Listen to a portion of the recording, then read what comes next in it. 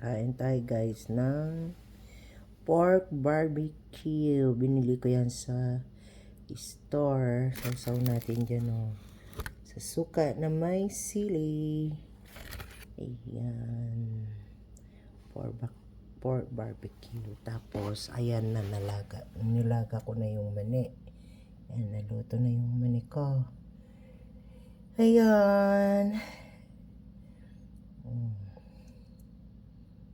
Guys, ayan.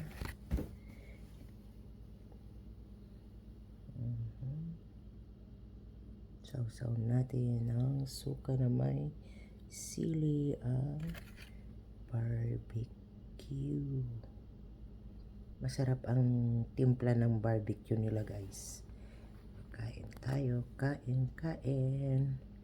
For barbecue.